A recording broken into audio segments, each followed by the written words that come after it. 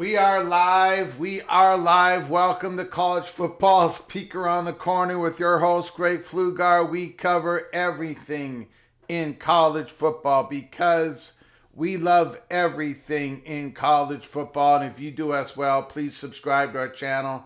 Smash the like button if you like our content. Share the video with your family and friends if you want to support this rebel outpost, the home for the college football sickos, with a donation to help us keep the lights on. Just hit that $ where you make a comment and I'll get to your super chat as quick as I possibly can. Welcome everybody into the studio that sits on the corner, the very corner of Keith Jackson Parkway and Kurt Gowdy Avenue. Do not be afraid. Do not be afraid to be a legend with your comments and with your phone calls. There is a lot going on. This is a stacked show. We decided to come on early today. If there is more breaking news throughout the day, I will come on later again today. So it is important. It is very important that you subscribe to our channel and turn on those notifications. Also follow us at Flug Empire. I was not even able to promote this live show. I didn't even put a link on X yet. I'll do it after the show. I should do it right now. Will you guys give me a moment? Just give me a moment. Because I'm working through Preston from Greensboro. Crazy stuff allegedly happening in Chapel Hill. I'm gonna start off the show with this. I do not have it in the title. I do not have it in the title screen. I don't even have it in my notes. But we'll start the show off because we're going to start it off. Hold on. Just everybody give me a moment. I have been working this morning on this live show. I know it doesn't look like it. I know it looks like I'm completely disorganized, but I truly am not. There is just so much going on. I apologize. Give me a moment, everybody. Give me a moment. I do apologize. Hold on. Okay. A few more seconds here. A few more seconds.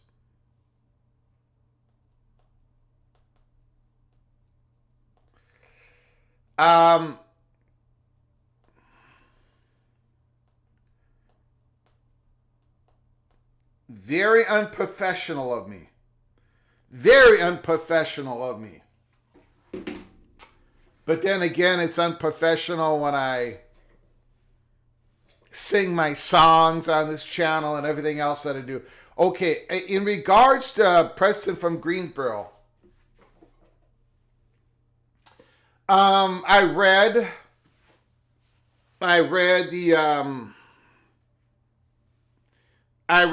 have read some of the reporting. And a lot of it is not, there's not a whole lot of details coming up, but it sounds like Bill Belichick is not fired. Is not fired as of Wednesday, October 8th of 12:51 Central Time. Not that I know of. According to reports, there may be an exit strategy that is being worked out among the parties.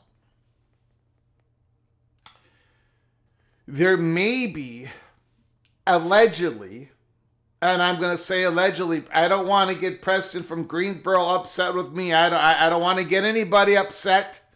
Although every time I do a show, I get half of you upset with me. There may be some recruiting violations. There may be a mishandling of some type of player personnel injury of some sort, allegedly. I've heard from two different North Carolina chatter behind the curtain that right now, DEFCON 5 being important, but DEFCON 1, big, massive implosion. North Carolina is on DEFCON 2 right now. The beat writers of North Carolina, 247, put it this way. They are on high alert. So everybody's manning their stations. Everybody's cleaning out their schedules. Everybody is getting prepared for some possibility of something going on.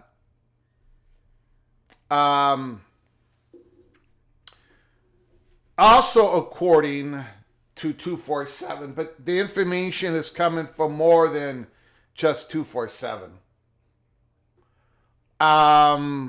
Bill Belichick is not, he is not for certain to be the head coach of North Carolina when North Carolina plays California. I believe that's on October 18th. There's a lot of other reports out there. So, if there's any breaking news on this North Carolina Bill Belichick situation, if there is any breaking news while we are live, please keep your head on a swivel. Give me a heads up in the chat room. But this has all been going on This has been going on while I've been working on all these other things. This is a national college football YouTube channel. I appreciate you all coming on in. We don't just focus on one team or one conference or one region of the country. We try to cover it all. I'm going to do the best I can to cover everything that is going on. But the North Carolina situation, I've given you what we know as of right now. Today we are going to be making our picks against the spread for week 7. Monday this week, we went through all the games on the FBS schedule. Real quick, we went through all the football games. Yesterday on our live show, we went through the games that we were going to be making our picks today. And now we are going to be making our picks against the spread. And let me remind you that I have been Greg the Gold for the last 2 weeks. And I aim to be Greg the Gold for 3 straight weeks. There are locks all over the place this week. And I get to go first. I'm picking my games first. So when I make the picks, when I make the selections, you all better be paying attention and follow along. Follow Greg the Gold. Except for that last game. The last game that we make our picks on today, I have no idea. I have no idea what's going to happen. But the other 12, locks. Okay. Before we get into that, let me go just quickly talking about this breaking news on Stanford $50 million gift. Pete Thamel reports from ESPN the Stanford football program has received a $50 million gift from a former player. The gift is the biggest individual gift for the program in Stanford football history, and it is tied directly to football and not a building or facility project. It is a significant step, a significant sign of commitment as Stanford attempts to revive the fortunes of the football program under new general manager Andrew Luck. The gift comes from a former Stanford football player named Bradford M. Freeman, who graduated from the school in 1964. So that is some big news. There's also news, and we'll cover this later. John Mateer looks like he might be ready to play. Oklahoma and Texas. We are going to go through an article talking about, not the whole article, but who's got the easiest pathway when it comes to schedules. Starting now, who's got the easiest pathways to get to the college football playoffs? Who's got the most difficult? And we are going to go to the top 5 schools with the easiest pathways in accordance to the strength of schedule, and who's got the most difficult 5 in accordance to the strength of schedule.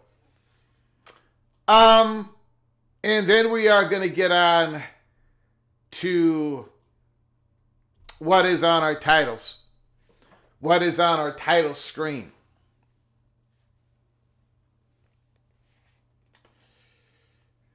Watch out. Watch out for big things happening on much quicker timeline.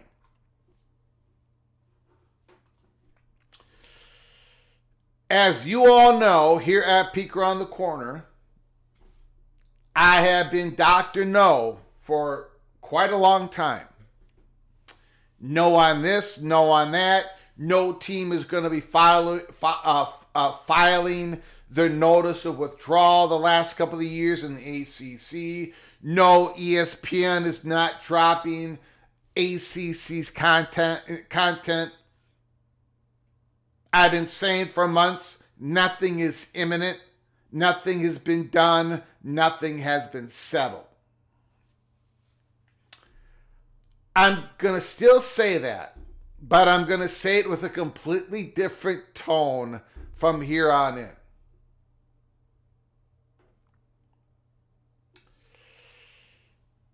Nothing is imminent, but the door could be pushed open to where we get into that climate of something becomes imminent.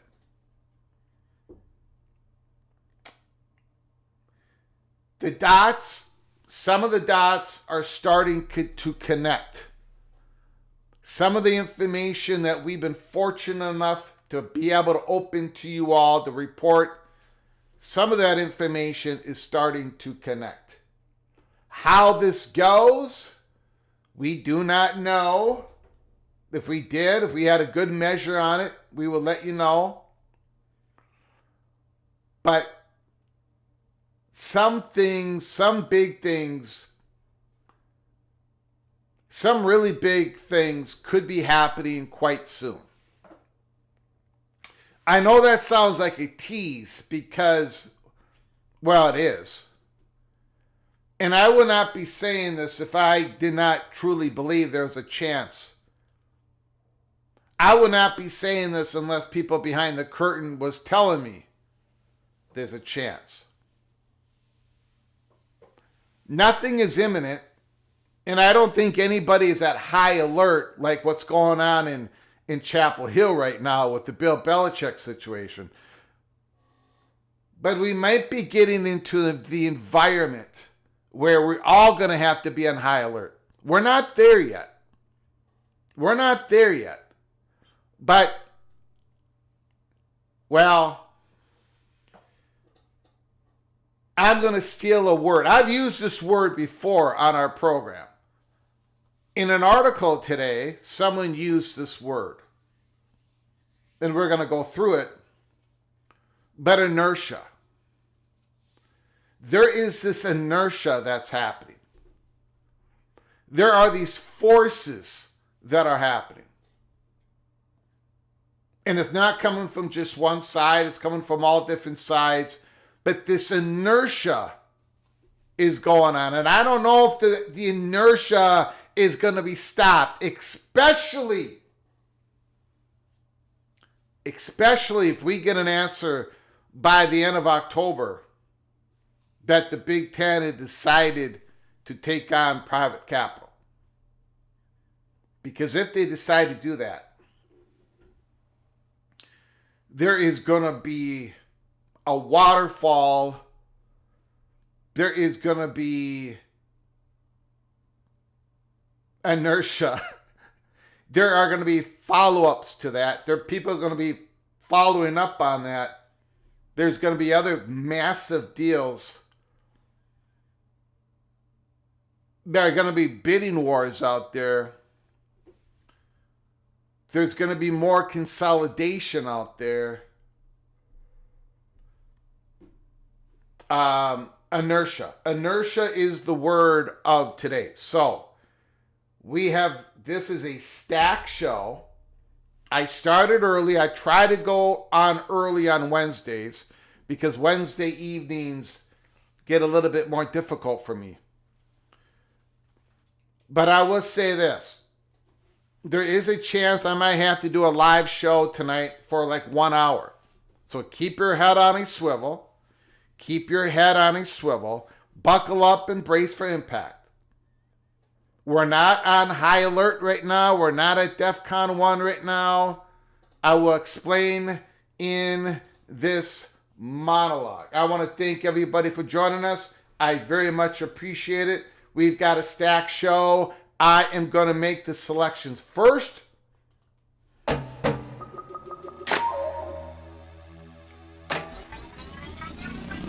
We got a super chat. We've got ourselves a super chat. Ryan Willie. I wish Wisconsin and Fickle would work out an exit strategy. Yes, this Eva Badger said it. Well, it might It might. I'm not promising a rose garden, Ryan Willie. I'm not promising you an axe either. It might become a little bit more easier for Wisconsin to do that exit strategy with Fickell. Maybe. Possibly. Thank you for the $5 holla. Ryan Willie, I appreciate your generosity so very much. Thank you, Mr. Badger. Thank you very much. Tony Mazio, I cannot believe this comment. Unbelievable. I appreciate the generosity, though. I do appreciate it. If you guys have to put up with my singing once in a while, I have to put up with comments like this. Cheeseburgers, explanation point. Tony, what are you doing? You're killing me, Tony. But thank you for the $2 holler. But I'm going to tell you something. I hope you're not offended. But I'm not going to take your incredible generosity of $2 and I'm not going to put it towards a cheeseburger. I will put it towards a burger with fried onions, a burger with mushrooms, a burger seasoned correctly. Lettuce, tomato, mayo, no cheese. No cheese. Thank you, Tony. I do appreciate you coming on in, and I do appreciate your generosity. We've got another super chat. Holy smokes.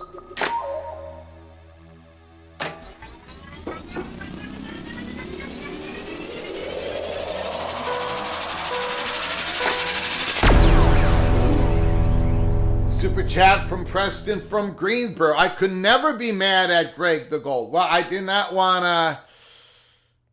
I don't know what's going to happen, Preston. You've seen I'm sure you've seen more reporting than I have. I'm just putting out there what I feel comfortable with. All hands are on deck in Chapel Hill. I'm not going to go through the I don't know anything about I'm not saying I don't know if there's been recruiting violations, but I do know that people in Chapel Hill are reporting on possible recruiting violations. So, and then there's other things that are going on. We are going to learn more details from those who are close, boots on the ground in Chapel Hill, and I'm sure Preston from Greensboro knows a whole lot more than the fat guy from Minnesota. But there are things brewing right now. People are on high alert. That is coming straight from North Carolina 247. They let their subscribers know this morning that they at 247 and others are on high alert right now for news to break. So if anything breaks, let me know. Preston from Greensboro, thank you so much for your generosity. And thank you for not being mad at me. I'm just putting out there what is being kind of, sort of reported out there in Chapel Hill. Thank you, Preston from Greensboro. Appreciate it. Woo! We got a Thursday night big game. Chat from Kenneth Maynard, the Pirates versus the Green Wave tomorrow night on ESPN. Go Pirates. Go Pirates. Thank you for the $2 holla, Kenneth Maynard. I very much appreciate it. We got ECU at Tulane. We got South Florida at North Texas. Thursday night, Friday night, the American Conference. Getting a lot of good exposure out there. Thank you, Kenneth Maynard. Appreciate the super chat. Appreciate it so very much. Big games. Big games. Recruiting violations equal fire with cause, no buyout, or maybe a little bit of buyout, right? Just to grease the skids, MBM. Just, get the lawyers out of it. Don't get the lawyers in it. Say, okay, we can fire you without cause, but here's a little bit of money for your troubles. Something like that. Market Tech's every Tar Heel fan is rooting for the recruiting violations to be made public to get out of this mess. OPD Don just getting here. Sounds like I've missed quite a lot. Not really. Nope. We just, there's a lot of stuff going on. A lot of stuff going on. Charlie Atwood, Wisconsin could hire Franklin. Jose's in the house. Tom Dubay is here. Terry Kane is here. MG Sooner. Still Austin. I haven't sang to you once today. Is there a chance you might sing to us twice today? I don't think there's a chance I'm going to sing once to you, Still Austin. Much less twice to you. I did sing a song earlier this week.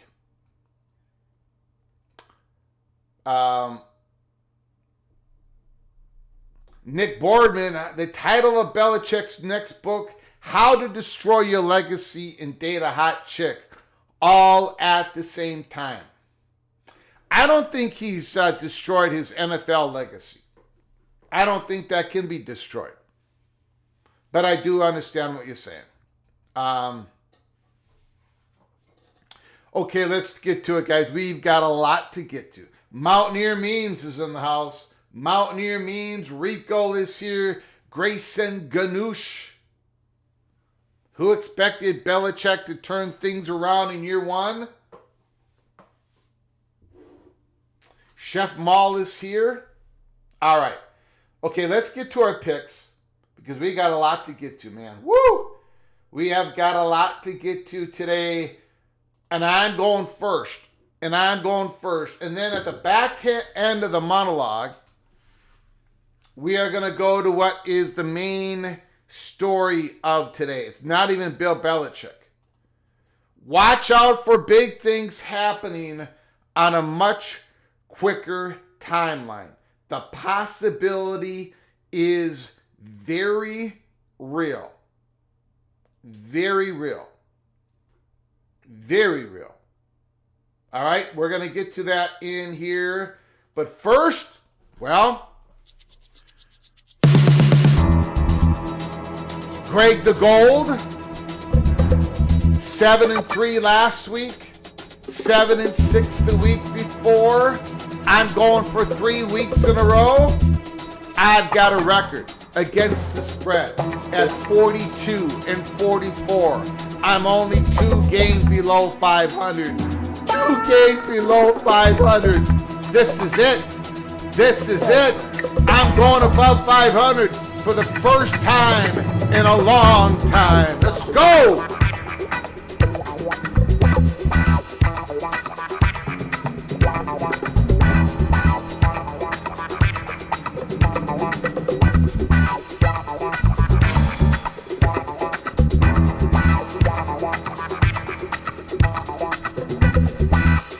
All right, here we go, guys. Here we go. Come on now. Let's get this. Okay, I'm going first.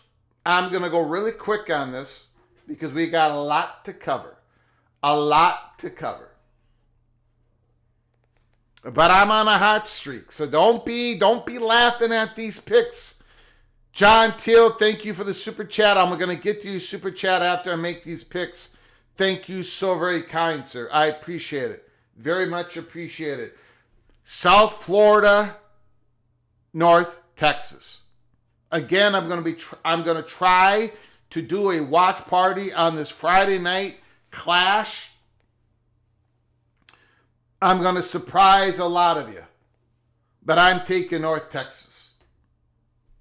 I got North Texas.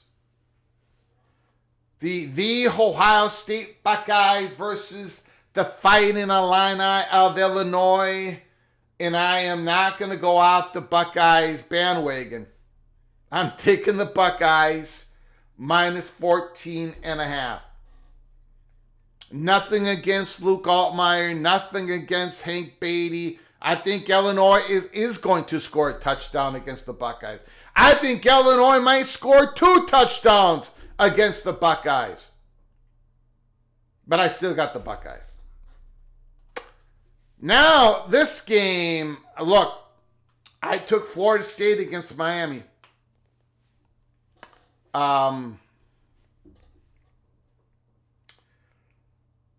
After what I saw, now I went back and looked at that Heinschelt, the new quarterback of Pittsburgh, the true freshman. This game has got backdoor cover written all over it. The Panthers are going to cover this. It is an absolute lock. The Pittsburgh Panthers are going to cover against the Seminoles. I got Pittsburgh. So far, I've got North Texas, Ohio State, and Pittsburgh. And you know who I got in this game. This is it, baby. This is the game I've been waiting for. You know I took Missouri to make the playoffs. I do not have Alabama in the playoffs. This is the game that has been circled. Missouri Tigers are going to win this game. They're going to win this game going away. Missouri Tigers are not only going to cover, but that money line at plus 126 is a beautiful thing. Missouri, plus 3.5, book it. I've got Oklahoma against Texas. I'm taking the Sooners. I think John Mateer is going to play, and I think they will beat the Sooners. Oklahoma. Indiana at Oregon. I think Oregon is going to win a tough game. I don't necessarily think this is going to be a backdoor cover. I think the game is going to be tied, 6 minutes to go, and then Oregon is going to win it. The Ducks do not cover, but win. Indiana covers at Oregon. I've got Indiana. Florida at Texas A&M. One of the 2 toughest games on the slate for me. The toughest game is the last game that we're going to do. This is the second toughest game. In one way, I think Marcel Reed is going. This is the legacy game for him. Because this is such an important game for Texas A&M. I think what are they, number 5 in the nation?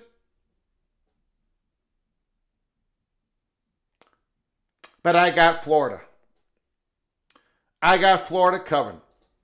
I think they're going to play for Sunbelt Billy. They're going to mount up once again, and they're going to play a tough game against the Aggies. Florida covers in a very close game. Kansas and Texas Tech, this is not going to be a close game. Sorry, Rock Chalk Jayhawks. The Red Raiders are going to win by 3.5 touchdowns. The Texas Tech Red Raiders have a party in Lubbock.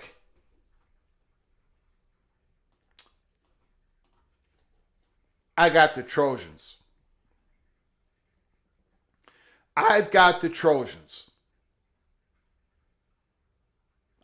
You know what? I'm looking at this game and I'm thinking, yes, the Trojans have weaknesses that a lot of teams exploit. But I got a feeling that Michigan is not going to be able to do it. USC is going to flat out outscore them. USC wins this game by 13 points. I got the Trojans. Georgia at Auburn. A tough game, but I think this might be Hugh Freeze's last battle. I've got the Georgia Bulldogs covering on the road. This one I've got LSU. If LSU doesn't come out and win this game by 2 touchdowns, Ben, this is not the LSU team that I thought they were at the start of the season. But I'm not ready to give up on LSU. I've got the LSU Tigers minus 8.5. BYU at Arizona. I'm not going off the BYU train, just like I'm not going to go off the Ohio State Buckeye train. I'm not going to do it. Somebody's going to have to prove to me that they can beat the BYU Cougars. BYU at -1.5, I think, is a very good line for BYU. It should be -3.5, -4.5, -5, but it's not. It's -1.5. BYU Cougars is the play. And now the last game, the most difficult game on the slate. Oh boy. I took Utah. There were hours which I had Arizona State. I went back and forth on this game a million times. I'm going to go ahead and take Utah. -5.5. And I am extremely shaky on that one. Extremely shaky on Utah. So, my picks against the spread are the following. It's official. I got North Texas. I got Ohio State. I got Pittsburgh. I got Missouri. Lock. I've got Oklahoma. I've got Indiana. I've got Florida. I've got Texas Tech Red Raiders. Lock. I've got USC. Lock. I've got Georgia. I've got LSU. I've got BYU. Lock. I've got Utah. Those are my picks against the spread. And now we are going to go to your picks against the spread here in a moment.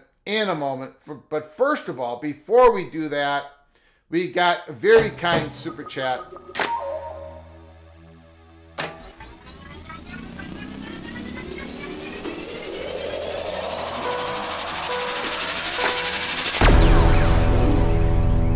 John Teal. I hear Arkansas was looking to kick the tires on Deion.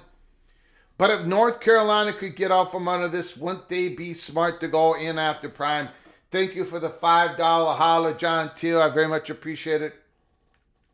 When we did our Hot Board 1.0 for Arkansas, we had Deion Sanders at number 2. When we did our Hot Board 2.0, we do not have Deion Sanders on the list.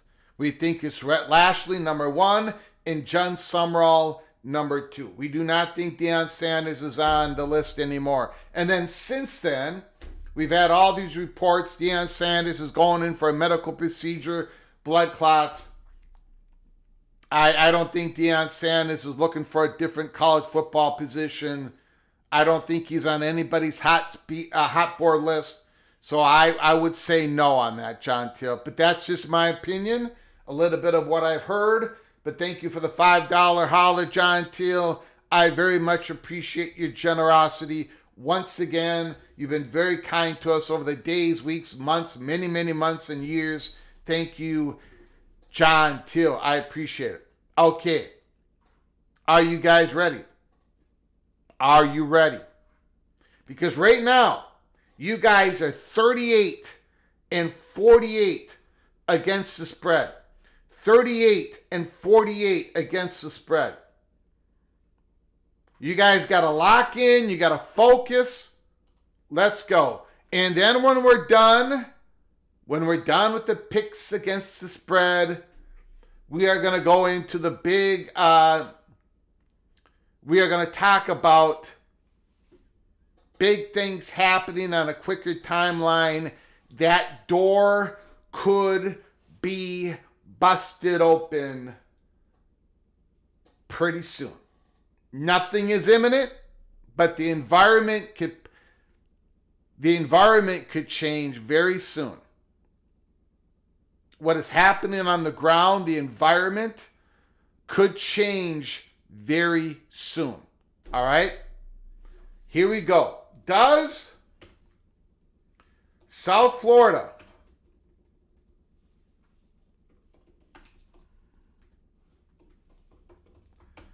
cover the -1.5 point spread versus North Texas? If you vote yes, you're taking South Florida and you're willing to give a 1.5. If you're voting no, you want North Texas and you're getting a 1.5. The voting begins now. The voting begins now.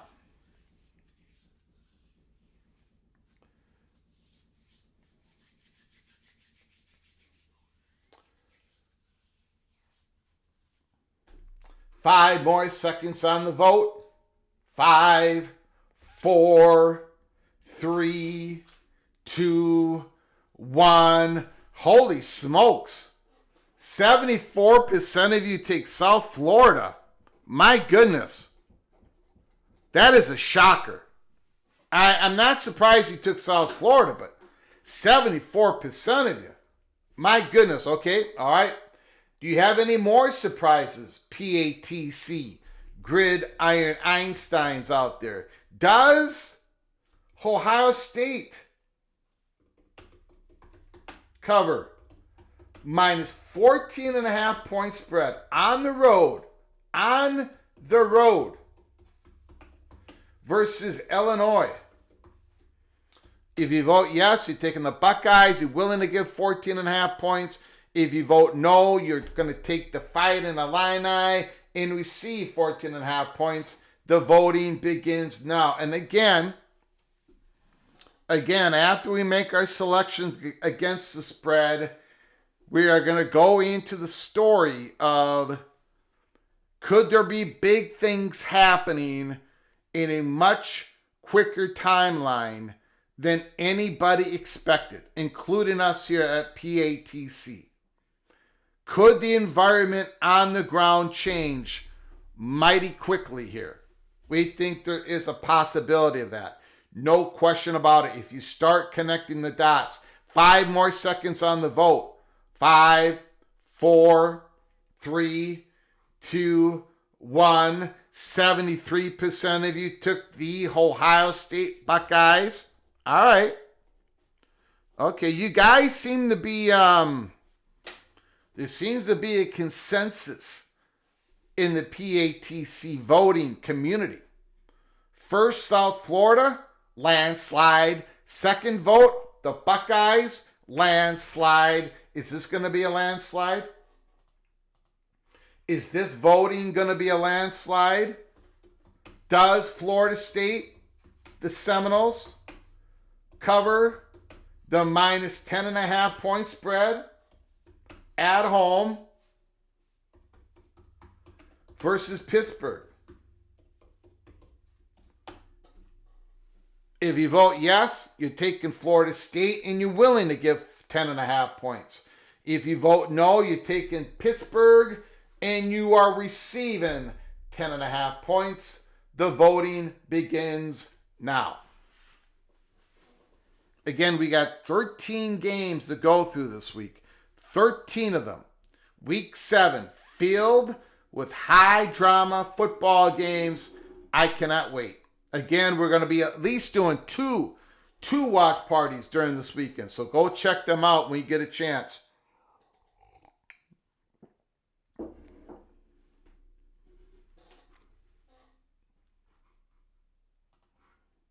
Five more seconds on the vote. 5, 4, 3, 2, 1. 61% takes Florida State to cover. Florida State is covering, according to the PATC Gridiron Einsteins. Okay. Now, what are you going to do with this game? You all know that I favor Missouri big time in this game. Do you go the opposite? Or do you take not the fat guy from Minnesota, Greg the Gold's wisdom? Do you take Greg the Gold wisdom? And do you also take Missouri? Does Alabama, does Alabama cover minus 3.5 point spread versus Missouri? If you vote yes, you're taking Bama and you're covering and you want to give 3.5. If you vote no, that means you want Missouri to receive 3.5. The voting begins now. Let's see how wise, let's see how smart the PATC family really is. And right now, it doesn't look like the PATC family has learned anything this season. It doesn't look like the PATC family, the Einsteins, have been paying attention to me at all. Unbelievable. This vote is going pear-shaped. This vote is going pear-shaped. 5 more seconds. 5 more seconds to rally around the Missouri Tigers. 5, 4, 3, 2, 1. 60% of you actually took Alabama. My goodness. I don't know what's going on with you guys. I have no idea what is going on with you Einsteins. My goodness. Oklahoma, Texas. Oklahoma, Texas. Does Texas cover the -1.5 point spread versus Oklahoma? If you vote yes, you're taking the Longhorns and you're willing to give 1.5. If you vote no, you are taking the Sooners and you want to receive 1.5. The voting begins now. Vox Quindaro, the PATC pairs are available in the produce section department right now. You guys have completely gone pear-shaped, Vox. Unbelievable. Unbelievable.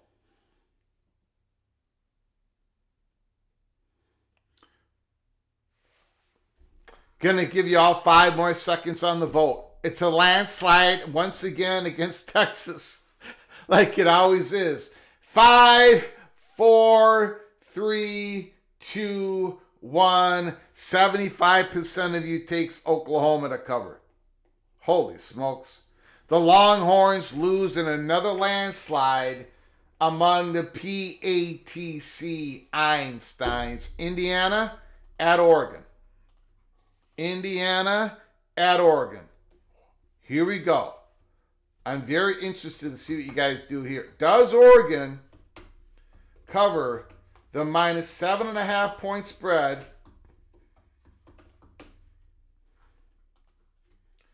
versus Indiana? If you vote yes, you're taking Oregon and you're willing to give 7.5 points. If you vote no, you're taking Indiana and you receive 7.5 votes. The vote, 7.5 points. The voting starts now. Stephen Vitz says Oregon easily. Jimmy Austin, thank you for choosing Indiana, Mr. Gold. Well, Jimmy, you know what the important word is that in your comment, Jimmy? It's Mr. Gold. Mr. Gold. That's what I've been. That's what I've been the last couple of weeks. So Oregon Ducks, you better buckle up. You better buckle up. Now, of course, the PATC Einsteins are looking at this completely different.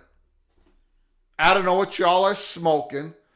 I don't know what y'all are drinking, but don't give me any of that smoke and don't give me any of that drink because you are all nuts. 5, 4, 3, 2, 1. 79% of you crazy PATC family members taking Oregon. Taking Oregon. My goodness. Holy smokes. Unbelievable. Does Texas A&M cover the -7.5 point spread versus Florida? If you vote yes, you're taking the Aggies and you're willing to give 7.5. If you vote no, you're taking the Gators and you are receiving 7.5. The voting begins now. Old Army, Gig'em. MBM, Mr. Cowboy, statement game for A&M. Now, we finally have a close vote. We finally have a close vote. I'm going to give you 5 more seconds here. 5, 4, 3, 2, 1. 53% of you says yes. Texas A&M will cover. Man, you guys are going the opposite of me in almost every game. Woo! Yikes. Yikes. Kansas, Texas Tech. John Teal, John Teal super chat. Oregon is going to get charged with a hate crime. Thank you for the $2 holla, John Teal. I very much appreciate it. $2 holla, John Teal. Thank you so very much, kind sir. That's going to be a competitive, close game, John Teal. And the rest of you Einsteins out there, you are way off the mark. Way off the mark. But thank you for the $2 holler, John Teal. I very much appreciate it. Very much appreciate it. Okay.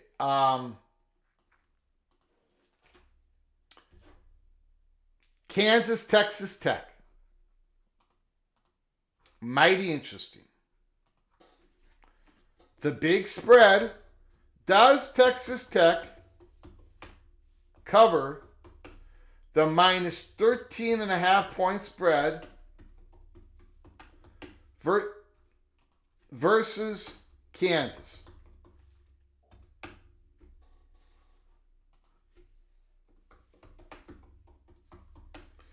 If you vote yes, you're taking the Red Raiders. If you vote no, you're taking the Jayhawks. 13.5 points. The voting begins now.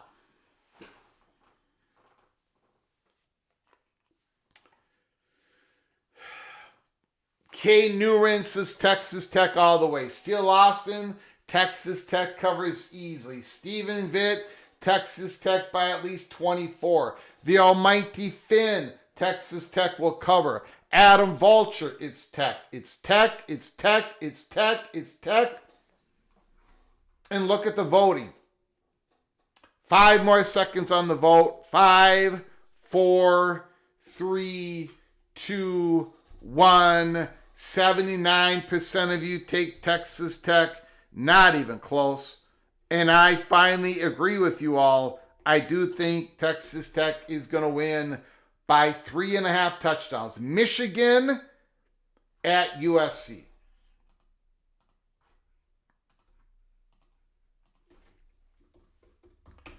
Does USC cover the minus 2.5 point spread versus Michigan? If you vote yes, you're taking the Trojans and you are willing to give 2.5 points. If you vote no, that means you want the Wolverines and receive 2.5 points. The voting begins now. Steel Austin says USC covers. Moen, USC covers. MBM, USC covers easily. Stephen Vitt, USC covers. Expedition Greg, USC. Jared Jones says yes easily. Tony Mazzio, USC by 2 touchdowns. But yet the vote, it's a landslide, but not as big as others. Amazing Blue, Michigan wins by 7. Amazing Blue comes in here and says, the Wolverines are going to win. 5 more seconds on the vote. 5, 4, 3, 2, 61% of you take the USC Trojans. USC Trojans. All right, we got 4 more games, and then we're going to get to our big story. Georgia at Auburn. Georgia at Auburn. Does Georgia cover the -3.5 point spread versus Auburn? If you vote yes, you want Georgia and willing to give 3.5 points. If you vote no, you want Auburn and receive 3.5 points. The voting begins now.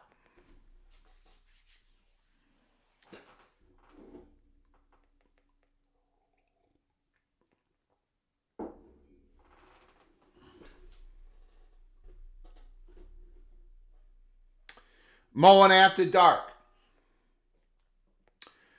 Mowing is only biased against Michigan and Notre Dame, and only for a good reason. They exist. 5 more seconds on the vote. We got another landslide. 5, 4, 3, 2, 1. It is Georgia. 76% of the vote. 76% of the vote. You all took the Georgia Bulldogs. 3 more games to go. 3 more games to go. We got South Carolina. South Carolina versus LSU. Does LSU cover -8.5 points?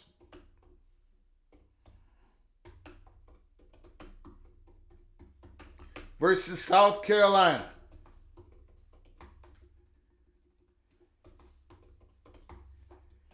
If you vote yes, you want LSU and you're willing to give 8.5 points. If you vote no, you want South Carolina and receive 8.5 points.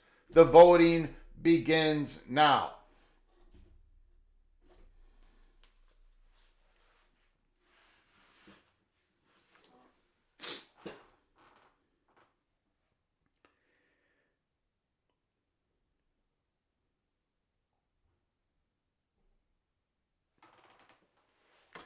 We've got a close one here. We've got a very close vote. I'm going to give you 5 more seconds. 5, 4, 3, 2, 1. 52% says yes. 52% of you say LSU. That was a very close vote. A lot of Gamecock votes out there saying that they're going to cover that 8.5, but no, 52% of you take LSU. Okay, we got 2 more games to go. The last game, in my opinion, is the most difficult game. Does BYU cover the -1.5 point?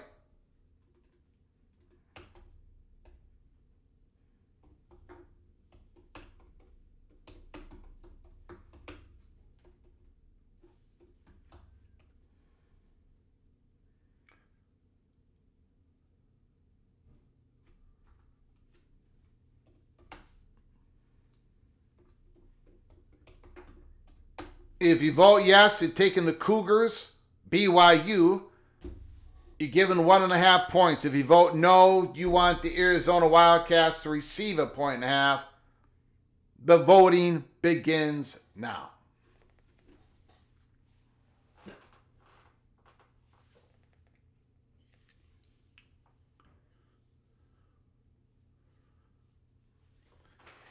Kay says BYU will be okay. Sam, BYU by 14. Vox Quindaro, Cougs and Alafa.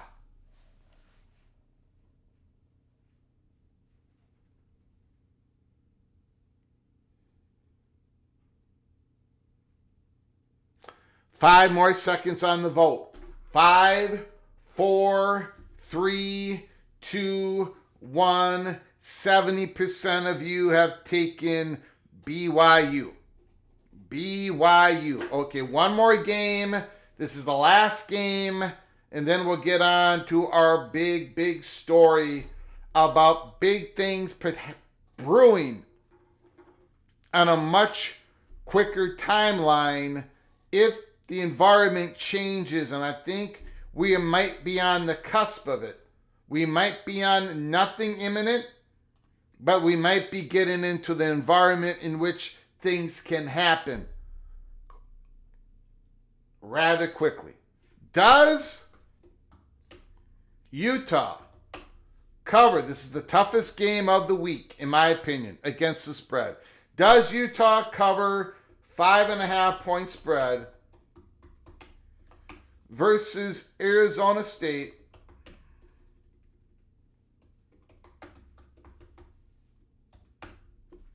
If you vote yes, you're taking Utah, willing to give 5.5.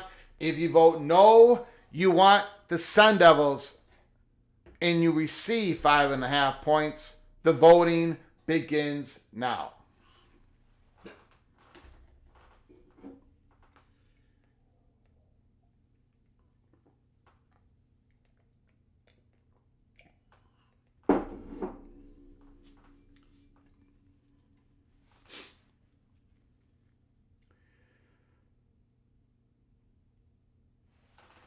Another landslide where I thought it was going to be, I think it's going to be very close.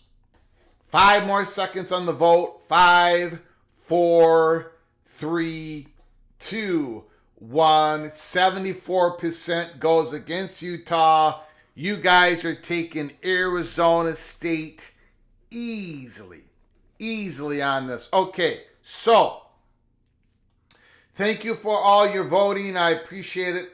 Our plays are in against the spread. Again, going into this week, yours truly, Greg the Gold. I'm 42-44. I am 3 games away from getting above 500. You guys, the PATC Einsteins, you are 38-48. I took North Texas.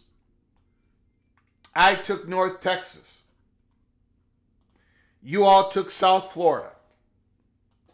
We both took the Buckeyes. I took Pittsburgh. You all took Florida State. You all took Alabama, and I took Missouri, and it is an absolute lock. Oklahoma and Texas. I took Oklahoma. You took Oklahoma.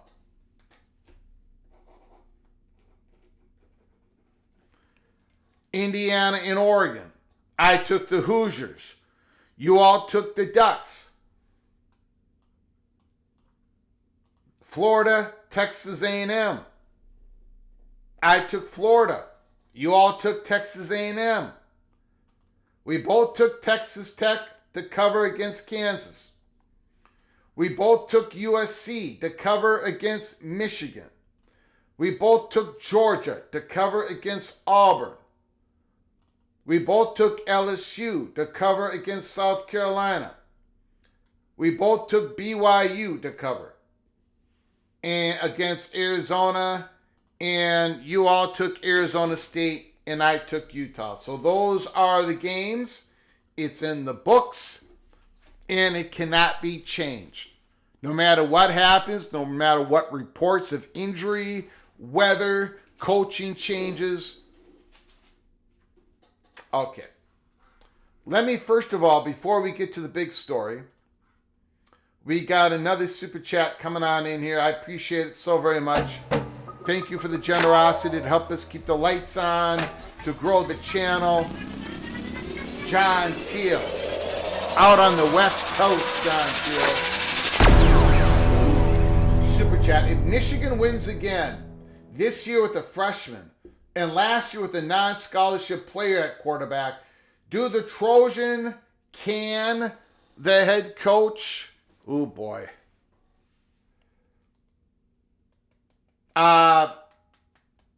If USC fires Lincoln Riley, it won't be until the end of the season. It could be a big blow to Lincoln. USC really needs to win this game. Michigan doesn't. Michigan doesn't need to win this game. USC does. I mean, Michigan would love to win this game. Michigan still wants to get to the playoffs. Michigan still wants to get to the Big Ten championship game. Everything lies in front of both teams. Look, USC looked horrific on defense against Illinois. I think the game looked a lot like the game that Minnesota had against Rutgers. Well, in the Buckeye game, it's like you lose every single battle. Like in the Rutgers-Minnesota game, every time a Rutgers offensive player hit a Minnesota defensive player, the Rutgers offensive player won that battle. Even though Minnesota got very fortunate to win the game. USC-Illinois game, every time a Fighting Illini offensive player hit a USC defensive player, the Illini won that battle. That point of contact, Illinois won that thing. USC cannot go and lose their defense cannot get shattered like it did against Illinois. I just don't think Michigan can shatter that defense on every play. They're going to beat them up on some plays. Michigan's going to get those long runs. But I think over the course of the game, I think the experience at quarterback, those weapons, I think USC is going to outscore Michigan. I got USC. I got USC. Ben White, go Utes. Thanks for coming on in, Ben. I appreciate it. Greg the Cooler this week. I don't think so. Elliot Howard, Michigan will beat USC. All right, guys, here we go. Let's talk about it.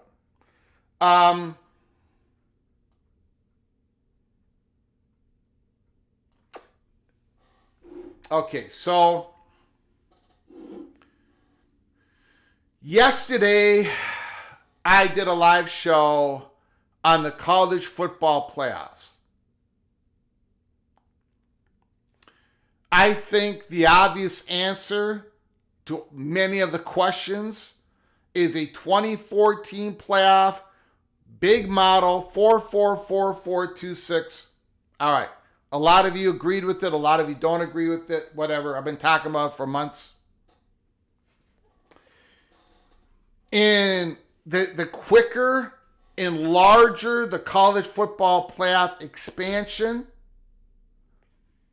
the quicker the next realignment is probably going to happen. More skids are going to be greased by a bigger and bigger playoff format when it comes to the next realignment. Some of the dots are connecting here. Something was told to me this morning, which is not really part of this particular part of the story, but later in this monologue, so hold on. There are dots connecting here. In my opinion, there are dots connecting. All right? I am just going to take a little bit of the article of this morning. Ralph Russo, okay? The Athletic. College football playoff expansion discussions on deadline. Where will the debate go next? Now, this article, it goes into, it's under a paywall. I'm just going to show a little bit of it. But it talks about how the playoffs could stay at 12 teams. Okay, we all know that, right? If they can't make a change, if there cannot be agreed upon change, they're going to stay at 12-team playoffs. 5+7 for 2026. But there's a little bit of the Big Ten doesn't want to stay at 12. The Southeastern Conference doesn't want to stay at 12. And they got lots of reasons for it. Because they got bigger and bigger plans, and they want a larger college football playoff format. Then the article goes into 16. What would happen to get to 16? And the arguments and discussions are basically relatively the same in any article that you would read. 16 is the next logical step. 16 is the next logical step. But yet it said in the article that the Big Ten still doesn't quite want to go that way. So then, the last part of the article, go really big. Ralph Russo, at the beginning of the article, says there's three numbers out there: 12, 16, and 24. To expand beyond 6 teams and to have a postseason tournament of 24 or more teams is complicated. Even if there was a newfound groundswell of support for the idea, pulling it together for next year seems impossible. And I would agree. While this is another idea birthed from the Big Ten offices, Money Shot, PATC Money Shot number 1, Petiti and his constituents aren't the only ones who think it is time for an extreme makeover of college football's postseason. And it's what we've been talking about at Peek Around the Corner for months. The South, there are many in the Southeastern Conference that wants this to happen. Big 12, ACC,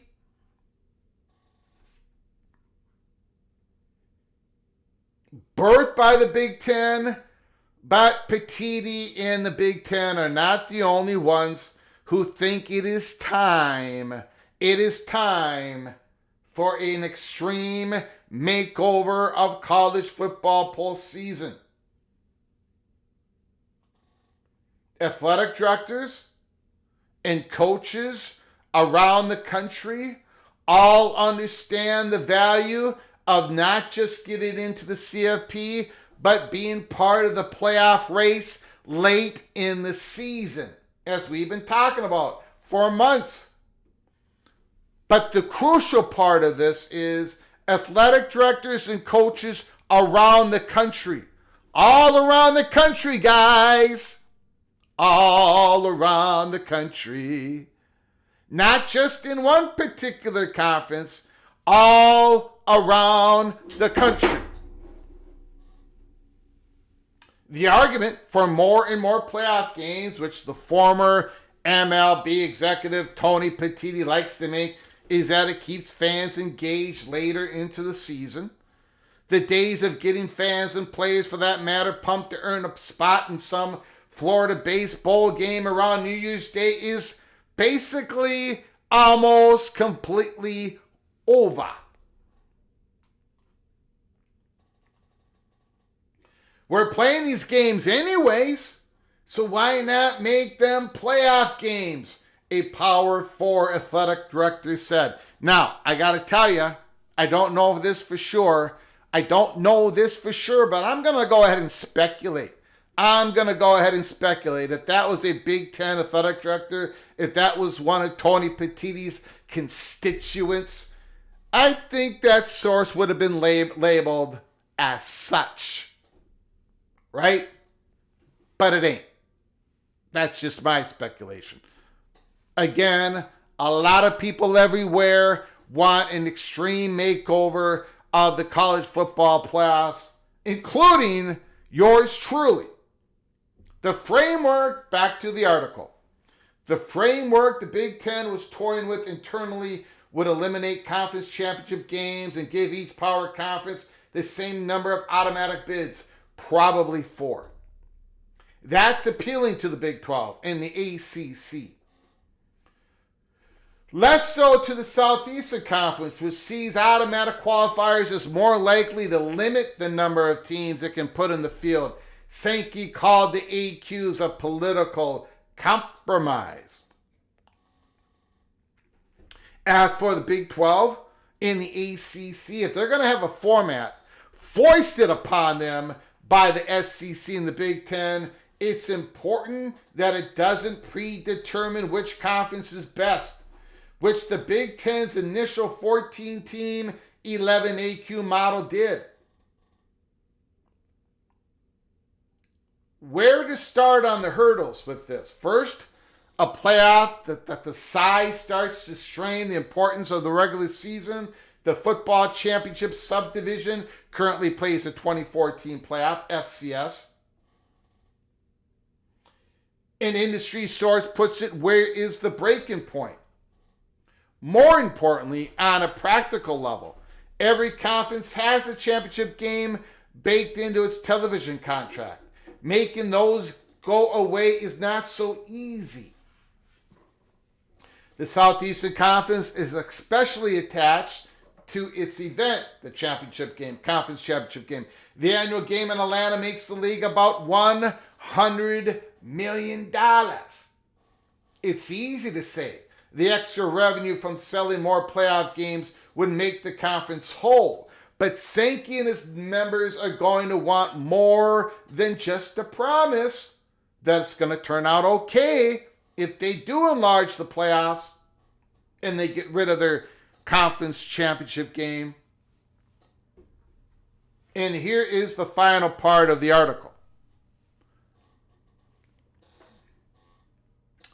Major college football might be headed towards a 24 or 28 or even a 32-team playoff sooner than most could have ever imagined when the 12-team CFP was unveiled in 2021.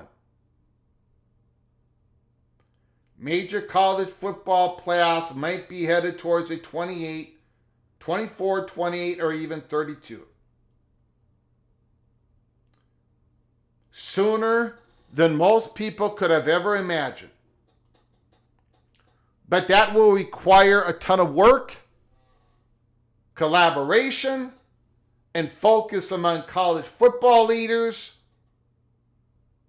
For now, though, inertia seems to be winning the day.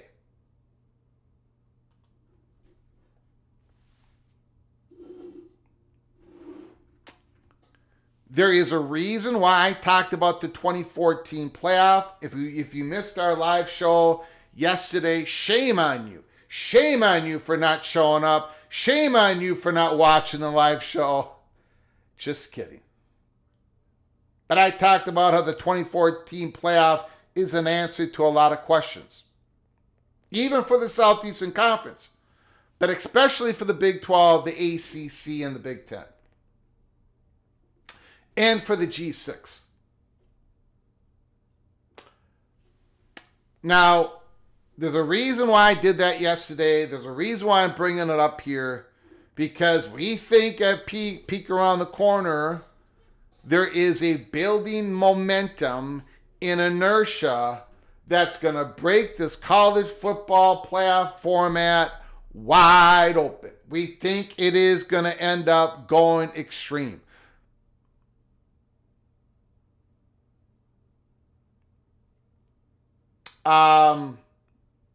Because the motivations are clearly there from every angle. More money, more exposure. You're going to play these bowl games that are these January 1st games, bowl games are meaning less and less. And the SEC and the Big 10 especially, and the Big 12, and to somewhat the ACC. But the Big 10 and the Southeastern Conference have major ideas that are brewing right now. And it needs a larger college football playoff format to help grease the skids. I had a conversation early this morning, a couple of them, but one in particular. about the story that keeps going on in regards to the Big Ten possibly having investors, private capital investment into the conference, up to exceeding $2 billion, in which these private capital investors, be it one of them, two of them, three of them, four of them, five of them, whatever, constitutes one slice of the conference.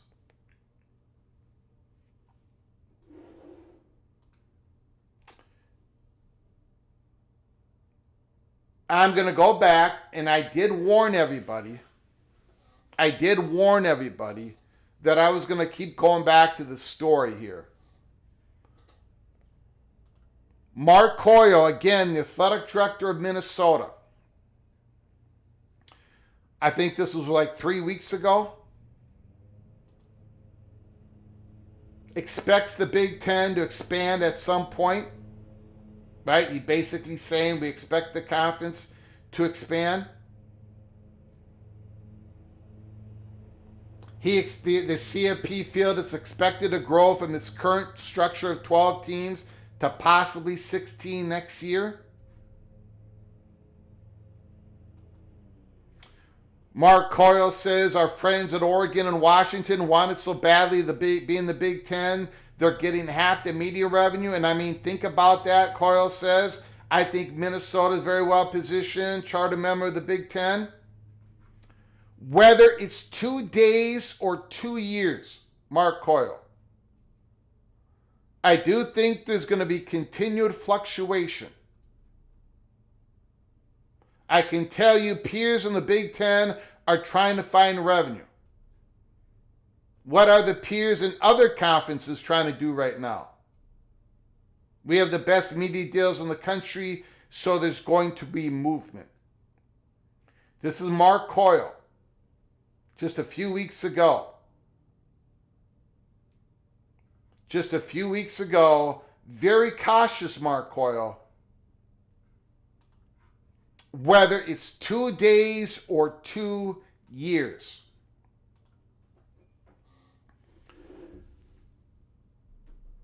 St. Paul Pioneer Press, Andy Greeter, the columnist. We were told this morning from somebody that chatted behind the curtain, and no, it was not a local beat writer. We discussed the comments from Mark Coyle. We have talked about it. And a door was opened to us, and it was told to us that depending on that decision that the Big Ten makes, that range of 2 days and 2 years, it sounds pretty accurate to this person that I'm just going to call one of the major chatter behind the curtains. In other words, if this does happen, and we don't know if it is going to happen, it could be a no at this point. But if there is a major investment, that is going to be most likely a major trigger for Big Ten expansion. If the Big Ten does pull the trigger, it's likely going to be a major trigger for other conferences to do a private capital investment. If the Big Ten decides to do this, major action is going to follow all over the place. If the Big Ten pulls the trigger, it's not going to happen in a vacuum. Not going to happen in a vacuum. If the Big Ten pulls the trigger, a quickening of other events will be at play. Or I should say, could very well be at play. Big Ten seeking capital, receiving capital, and having a plan for further expansion that would involve further capital investment, which is all part of the plan to grow the conference. Which in what they would want a larger college football playoff format. So yeah, there's a lot of things to work out with collaboration. Maybe they cannot get to this extreme college football playoff makeover. But as the reporter said, Ralph Russo, inertia is at hand right now. The forces are at hand right now. Big money is going to be dropped into this. Major hundreds of millions of dollars, not just from the Big Ten side of things, from other people. The money's coming on in, and they want to invest. They believe that everything is undervalued in college sports, not just the Big Ten. The regular season is undervalued because of the current college football playoff format. The current college football playoff format is undervalued because it's not big enough.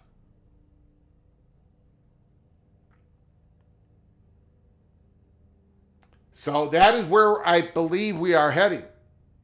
So that decision by the end of the month is crucial, because if it's a no, if the Big Ten decides not to do it, okay, it's going to slow things down again. It's going to slow things down again. Then we're going to be talking about when Mark Coyle says 2 days from now or 2 years from now. That 2 years is basically, no, the Big Ten did not take the private capital investment.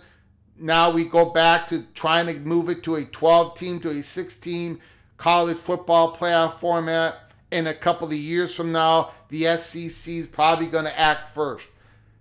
Mark Coyle basically, in a lot of people's opinion, basically laid down the timetable for these things. It could happen really quick if these big things happen first, that private capital investment, or we're going to go into the couple years timetable, which is still quick, if that they do not pull the trigger. One more thing here. It was also told to us this morning, you can take this however you want it.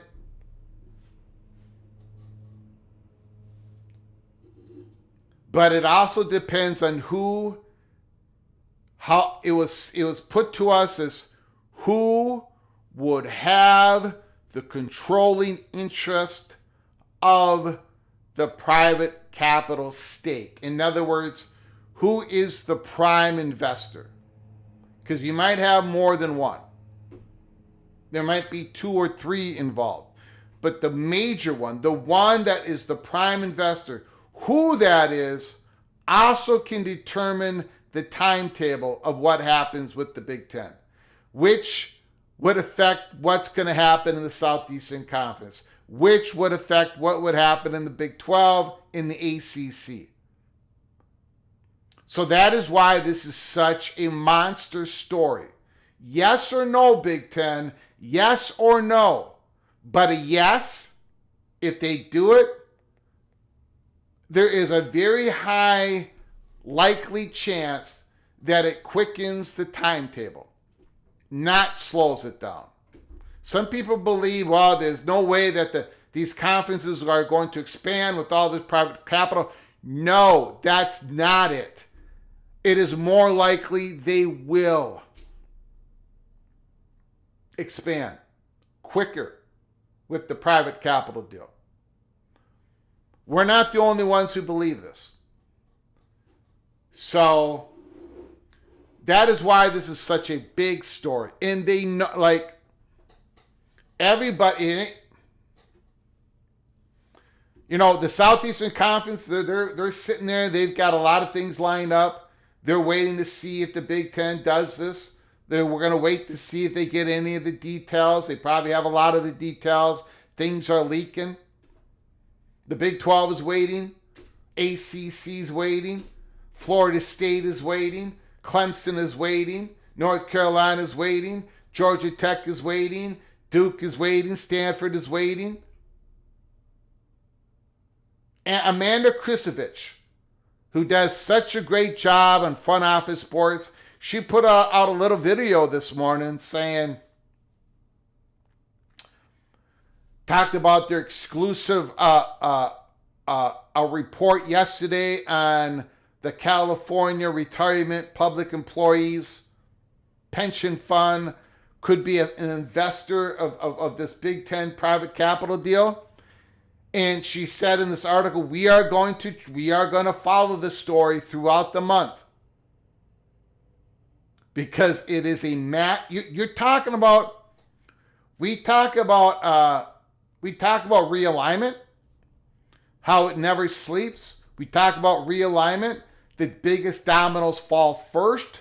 This is the domino that everyone's waiting to see if it falls right now. If the private capital deal happens with the Big Ten, that is the gigantic domino that just fell. And other dominoes are going to follow. If it doesn't fall, then we're back to that 2-year, 18 months timetable. Or unless the Southeastern Conference then comes in with their own deal, but probably not. That's why this is a monster. This is a huge story.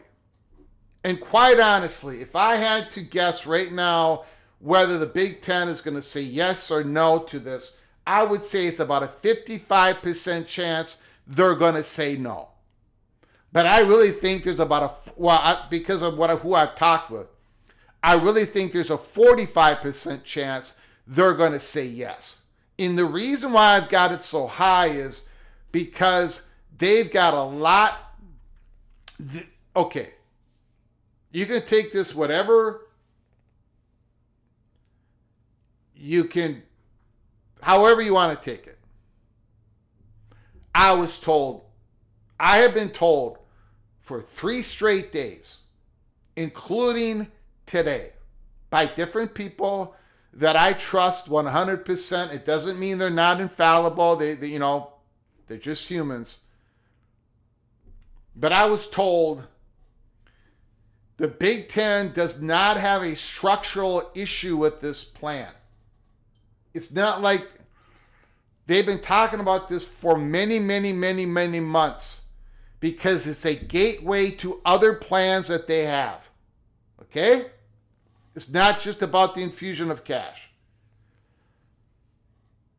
The structure of what would happen, what would transpire, has been agreed upon by USC, by Oregon, by Illinois, by Rutgers, by the Buckeyes, everybody. The Big Ten enterprises. It's ready to be operated. They've already engineered this mechanism. A lot of agreement has already happened. The final determination of the steaks, the slices, there's probably some work still to be done on that. But the number one pause on this is the amount of infusion cash and exactly what combination of investors is going to be part of the final deal. Because obviously the Big Ten wants as much upfront cash for the same slice that they're getting, that the private investors, they want more money out of this. That's why they've got an end of October deadline. They're trying to squeeze these investors a little bit more. And then it's the combination of investors, because it's got to be about cash, but it also has to be about the right strategic partner. Is that Apollo? Is that Ares, who, by the way, has a lot of Europe connections? Is it about Sixth Street Partners?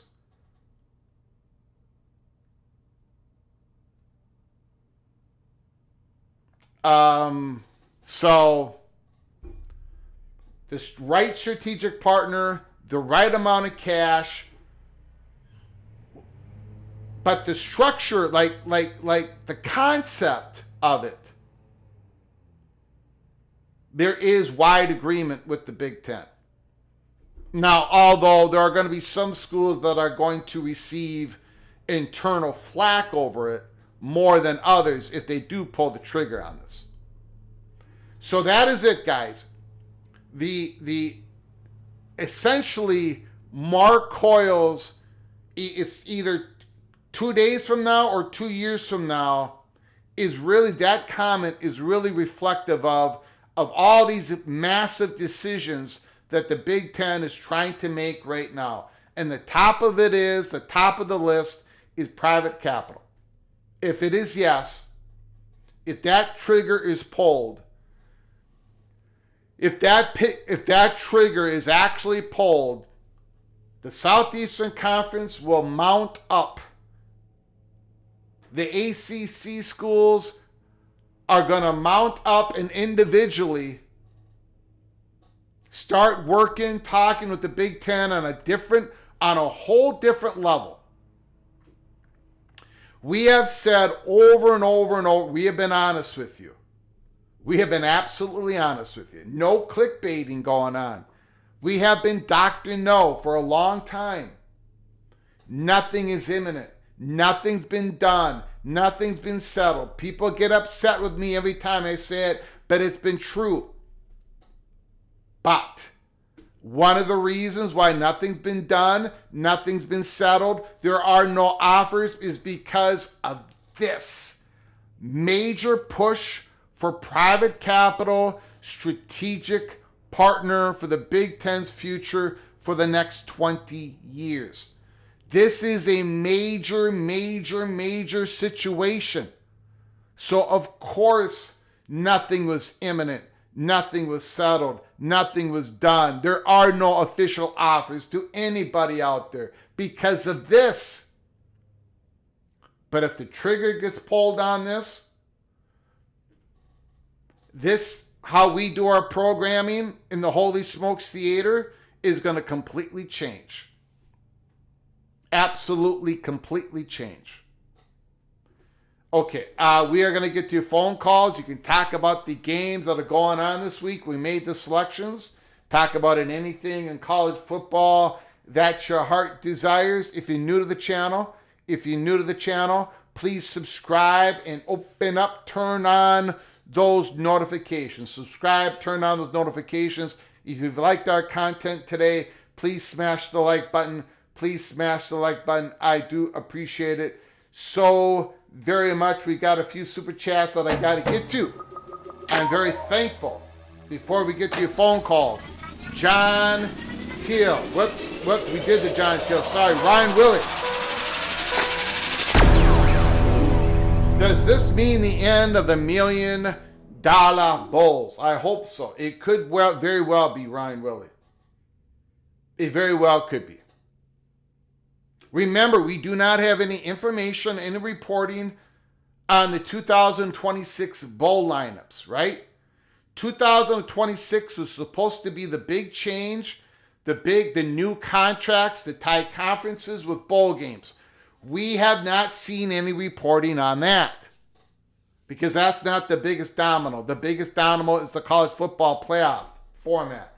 They got to get that decided before these conferences sign a very short-term or long-term conference bowl tie-in arrangements. But we haven't had any reporting of that because that's been shelved for now until they know what they're going to do for 2026 when it comes to the college football playoff format. Thank you for the $5 holla. Ryan Willie, I very much appreciate it. Very much appreciate it, sir.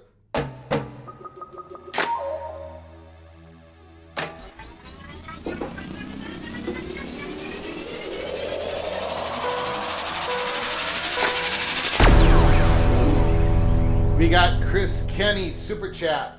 Current Chairman Adam Street is a huge Northwestern booster. Chaired last Northwestern Capital campaign. Got Alum of the Year at homecoming on Saturday. Adam Street, thank you. Current Chairman of Adam Street. You're talking about Adam's partner in Chicago. The firm in Chicago. You know what's interesting about that is we had heard yesterday that Adam's partner wants to be a part of this investment. I sent a comment to Amanda Krisovich if she's heard of that, and I did not get any reply back. So it's interesting that you said that, Chris Kenny. Thank you for the super chat. Thank you so very much. I very much appreciate it, Chris Kenny. Very much appreciate it. We've got another super chat coming on in.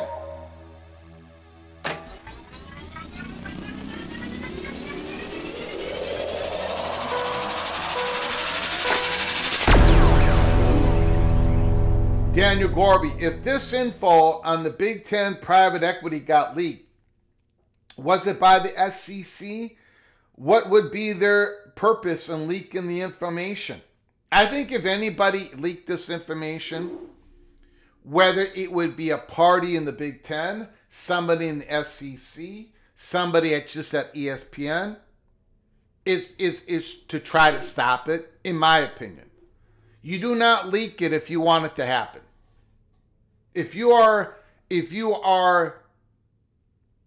a proponent of this private capital deal or a potential of one of these private capital deals, lips are sealed. Loose lips sink ships. You don't want this ship to sink, you don't leak. If you want this ship to sink, you leak. So I don't know who leaked it. I don't know who was trying to Houston Chronicle it. Somebody leaked to the Houston Chronicle about the Texas and Oklahoma about to get an invite to the Southeastern Conference. You do not leak it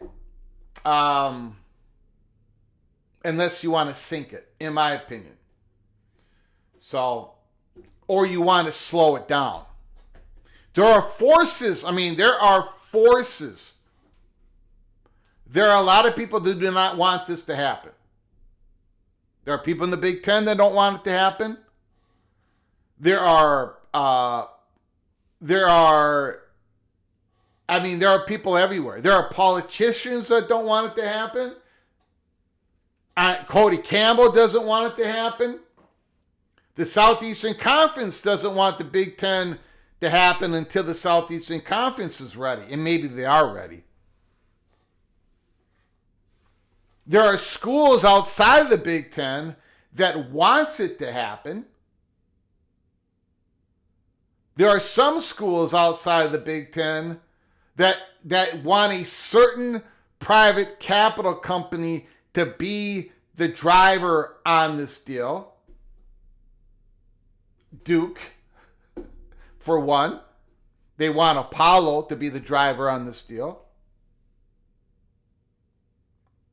There may be others. There may be a Georgia Tech. There may be a Stanford. There may be a Florida State. There are schools that really want this to happen that are outside the Big Ten. So there are people inside the Big Ten that don't want it to happen.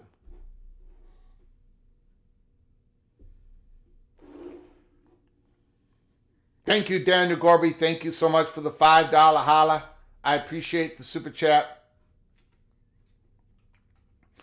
Okay, we are going to go to phone calls. Tell me, what are you thinking here? What are you thinking about all these games that are going on this week? We went through them all once again for the third day in a row. The phone lines are open, 763-260-1333. Call from Rick. Rick is on the line. Rick, the floor is yours. Thanks for calling, sir. I appreciate it. Well, thank you for taking the call. You indicated at the beginning of the show that a door had been cracked open. Was that to the playoffs, to private equity, to conference expansion? What did I say again? A door had been cracked open. A door. Okay, so I think what I meant was,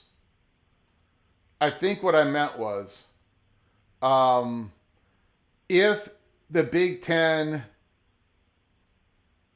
pulls the trigger on any of these private capital potential deals, a door will be pushed open on a much quicker timeline for much quicker conference expansion.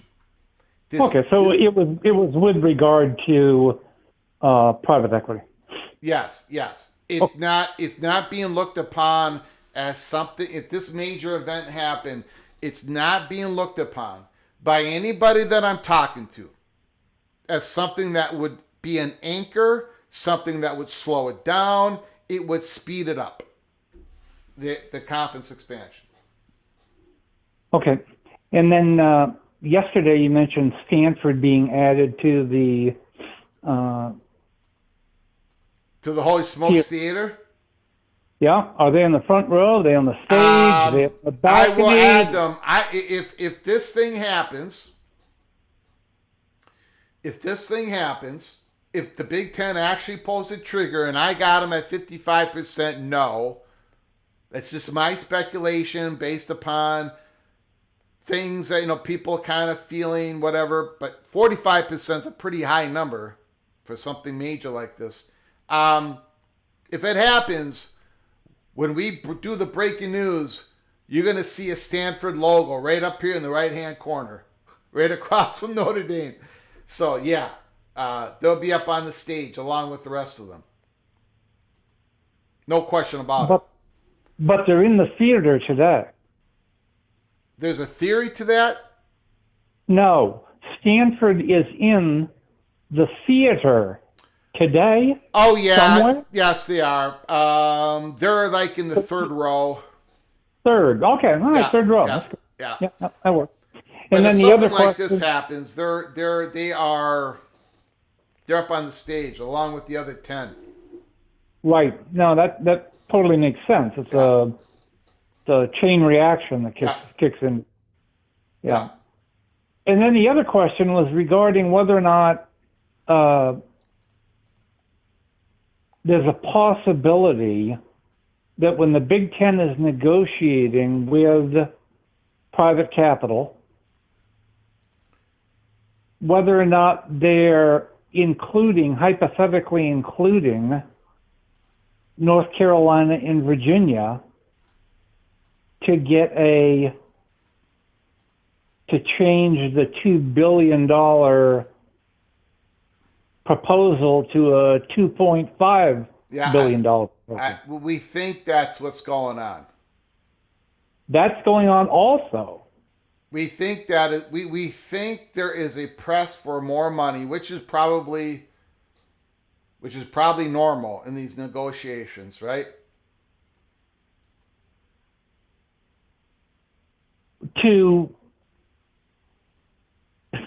include possibly North Carolina and Virginia in the Big Ten, and then be able to go back to North Carolina and Virginia and say to them, well, if you get on board this immediately, we can change this from $2 billion to $2.5 billion with you included. All that, I guess, would be possible. We have not heard any of that, but yeah, it's I do not from what people have been talking to me about, I do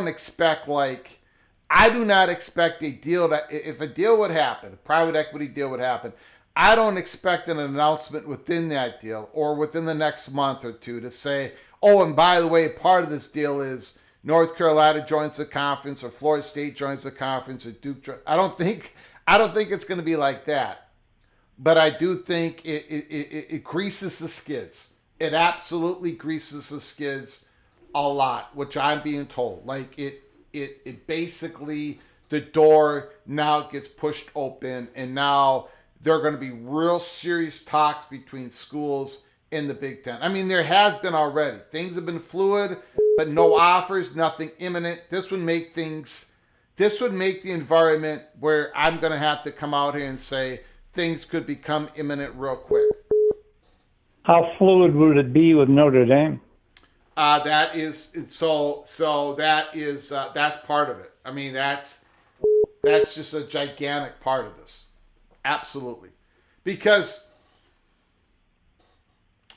I don't want to go down the Notre Dame rabbit hole right now, but this is something that Notre Dame, they would have to reflect on this. Well, they couldn't resist. I think it would be even more difficult. Yep. Because whatever they can do on their own is nothing compared to what they can do as the major piece of the Big Ten if they were part of that. That's what people. I think pretty much everybody would agree with you. Yep. Yep. So.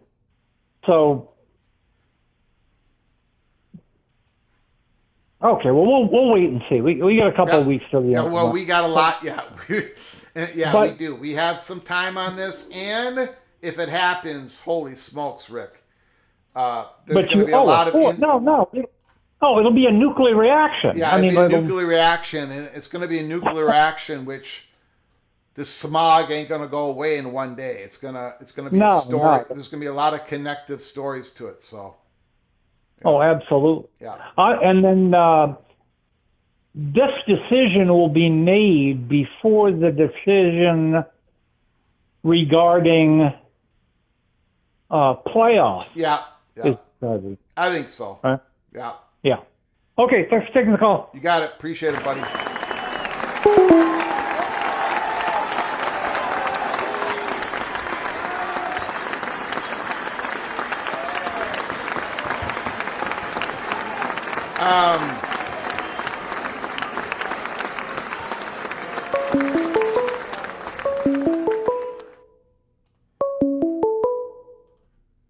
From. Is this Ryan Willie? Yes. Okay, hold on. Can you just hold on for a moment, please? Yes. Hold on for one moment. I have, people are giving me the reports of North Carolina internally talking about a possible exit strategy for Bill Belichick. I did hit upon that early in the program. We started that the very beginning of the program. I talked about the reporting from North Carolina 247 and others. There is an internal possibility of an exit strategy being built. There's some reporting that there's possible recruiting violations, and the whole thing might be going pear-shaped on North Carolina. So we are going to follow that story. If there's any advancement of the story, please let me know. Keep your head on a swivel. But all the DMs that I'm getting about the story, I've already covered basically what all you are sending me. But thank you very much, Ryan Willie. Thank you for your patience. The floor is yours. Hey, Greg. Thanks for taking my call. You bet, buddy. So about the private equity, Moon has on a show, I think, where he was saying that the Big Ten would probably want more than $2 billion if they're going to be bringing in all these schools, possibly Stanford, Notre Dame, North Carolina, Virginia, Duke, possibly Georgia Tech. He thinks that the Big Ten would want more than just $2 billion.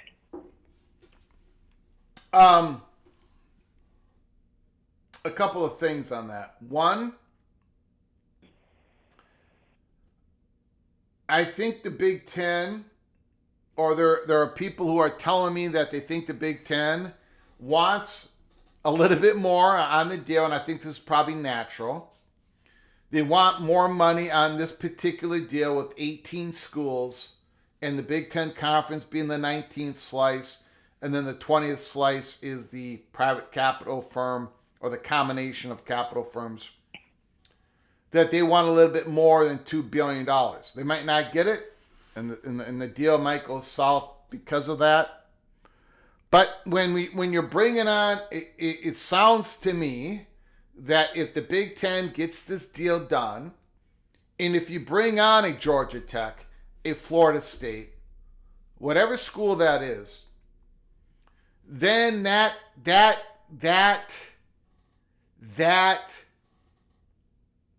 investment slice, private capital investment slice, is going to have to put more dollars, infuse money into a Florida State or a Clemson or a Virginia, whatever school we're talking about here, to bring into the Big Ten, because the overall Big Ten value is going to grow, right?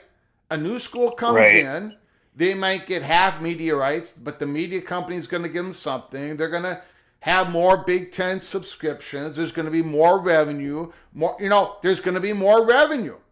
And so therefore, the capital slice is getting more revenue because they get they're one of the 20 revenue. So they're going to have to infuse the cash into that school coming in to be able to maintain their part of the slice. So it's one of the many reasons. And again, I apologize, Ryan Willie and everybody else. I'm the original Minnesota moron. I'm trying to do the best I can to try to give you this message, but it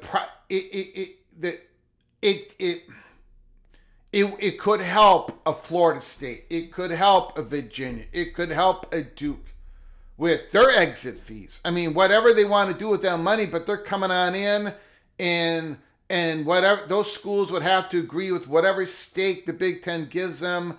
But there would be an additional infusion of cash coming from when the conference expands.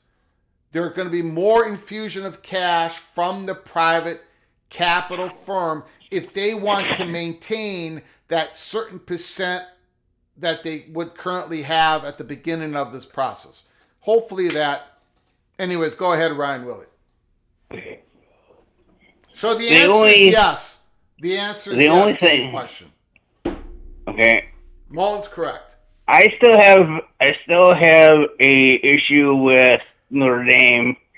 If the CFP expands to 28 or 32, I don't think Notre Dame's going to join any conference. Because they can get their independence by having that many teams in a playoff. Well, I don't think playoff access is one of the things that Notre Dame is worried about. I think what they're worried about is revenue and a home for their non-revenue sports, Olympic sports. So if the ACC implodes, what is there a good enough home for the Notre Dame's? Is the ACC remains a good enough home for the Olympic sports?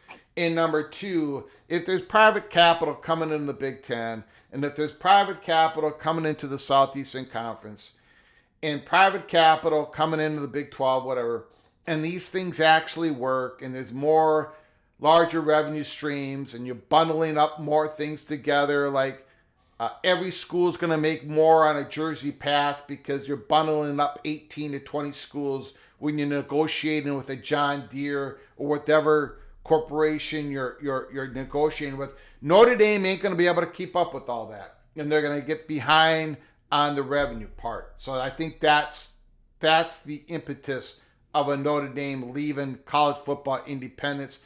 I don't think the playoff access has anything to do with it. Notre Dame's always going to have that ability to get to the playoffs as a football independence. Right. And is that why the SEC possibly leaked the story about the private capital, the private equity?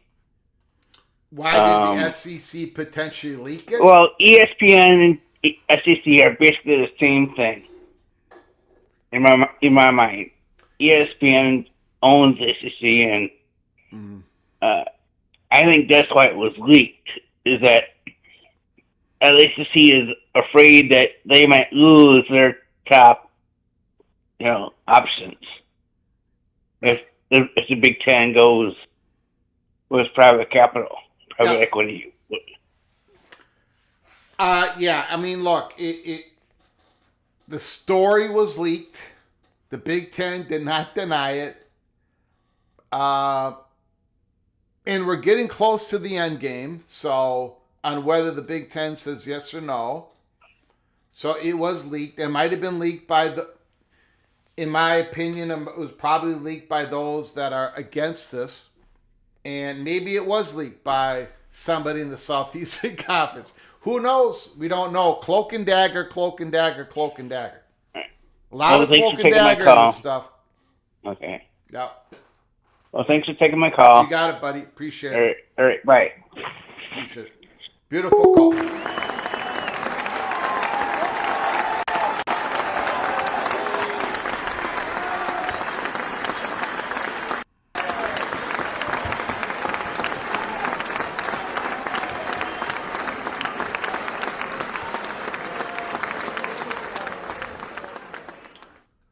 Hold on, everybody. Let me clean something up here real quick. Let me just do something real quick.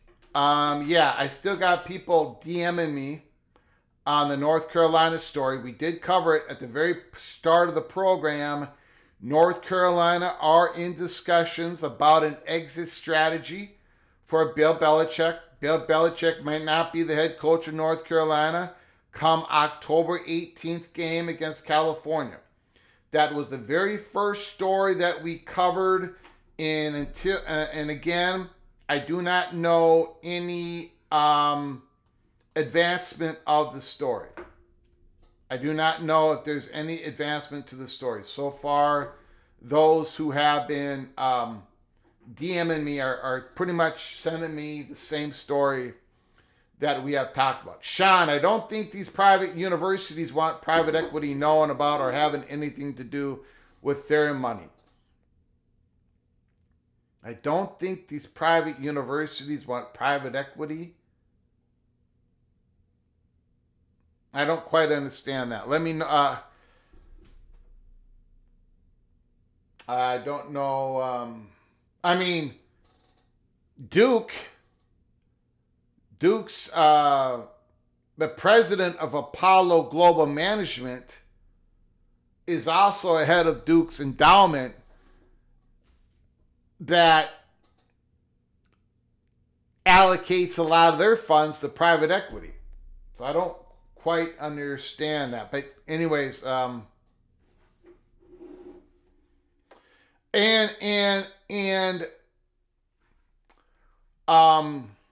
I will say this. Again, if you're new to the channel, please subscribe to our channel. Turn on the notifications. Smash the like button if you've enjoyed our content today. I very much appreciate it. And again, we've talked about it here at Peek Around the Corner for days. Moen from College Football Mafia show. Moen and Becky. They did a sensational job last night. Go watch the program if you've missed it. But Moen talked about how 24 to 30% of Apollo Global Management private equity firm that is in the running for getting part or all of the Big Ten investment here, private capital investment deal. 24 to 30% of the Apollo Global Management leadership are Dukies, Duke alumnus. 24 to 30%. And you don't have that. Like, you look at these other leadership from these other private equity firms, they don't have that type of, you've got Dukies, you've got Stanford, you got a bunch of people from New York, Pennsylvania, University of Pennsylvania. They're all over the place. Wake Forest. The leadership of these equity firms are like you know, they're all over the place. But for Apollo Global Management, it's like Dookies everywhere. So something we got to keep an eye on. Something we got to keep an eye on. So I want to thank everybody for joining us. I want to thank those who were so gave us a donation. Incredible generosity. Ryan Willie, I appreciate it. Tony Mazio, Preston from Greensboro, Kenneth Maynor, John Till, Ryan Willie, Chris Kenny, Daniel Gorby. Thank you guys so much for your generosity to help us keep the lights on and grow the channel. I hope you guys enjoyed our program today. And again, keep your head on a swivel. We came on early. We might have to come on again. We might have to come on again later today. If we don't, I'll see you guys tomorrow because there's a lot of things bubbling here in the early October. And there's going to be a whole lot of things bubbling up in late October. So again, buckle up, brace for impact, stay with us here at College Football's Peek Around the Corner. If you're new to the channel, or if you haven't done it yet, or if you have come back home, subscribe and turn on the notifications because we can come on live early, afternoon, late in the evening. We can come on live at any time. We cover everything in college football. This is a national college football YouTube channel. We made our picks in week 7. The PATC Gridiron Einsteins and yours truly, Greg the Gold. We'll see what happens this week. Again, thank you for joining us. We'll see you tomorrow or we'll see you later on today. Keep your head on a swivel. But until next time, from all of us at PATC, to all of you, please, you all take great care of each other. And as always, God, family, Golden Gophers.